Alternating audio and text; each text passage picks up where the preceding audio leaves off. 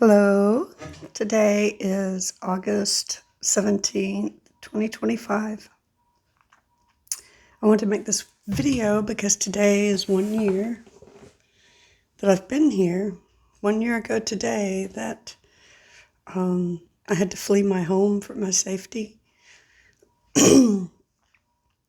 It's a week after everything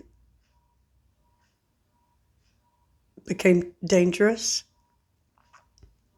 This is the first time a year ago that the police came to my house. My husband called saying that I had stolen. Let me back up. I woke up last year, logged into my our bank account, our joint bank account, because I had some bills to pay. I was working on my credit. I had gotten a couple of little tiny credit cards to build my credit. So I logged in to pay it and found our bank account empty.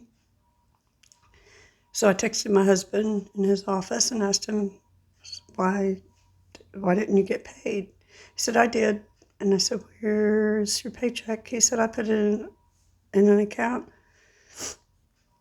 So I told him that was illegal to put it back, and he said no.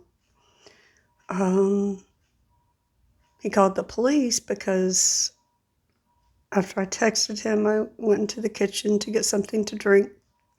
He was in the kitchen. I got my drink, walked back to my room, shut the door. And he called the police saying that I had stolen his card to this account, his secret account or something. And police came, and I have the police report here. Police report number 1 of many that are still coming. This one was August 17th last year, 11:16 a.m.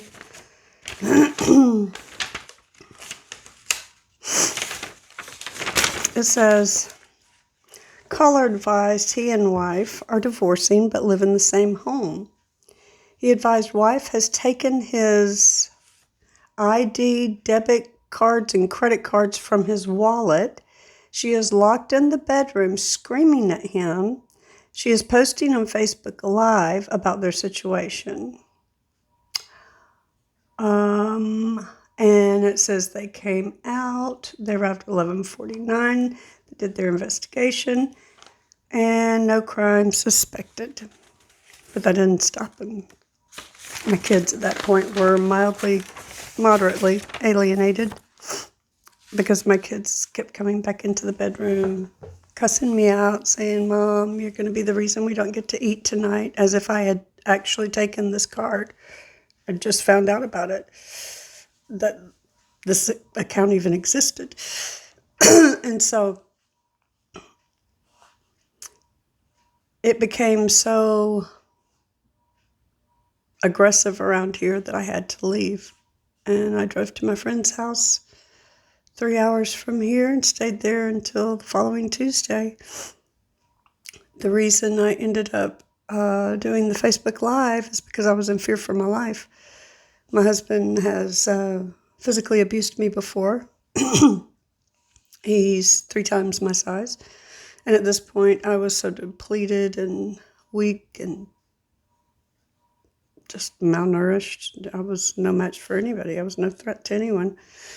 But when he started getting more aggressive in his accusations that I had taken his card, I locked my door, and he went and got his drill and began removing my door to my bedroom with his drill. And the only way he stopped, the only time he stopped is when I told him I was filming and it was live. But then he went around to the back door that I have a bed. Our bedroom door has a back door that goes to the backyard, little patio. And he just walked around with his drill and started removing that door. So I wasn't live, but I did hold my phone up to the bathroom window there out onto the patio to show him, yeah, I'm filming.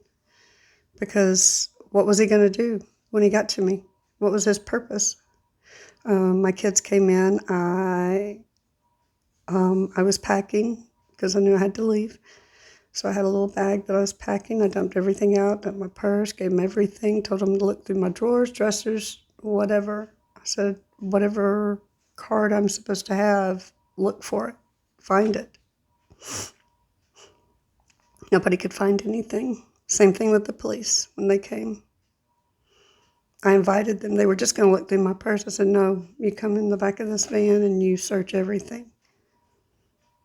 I said, I want you to go inside my house and search. I said, I guarantee you'll find it.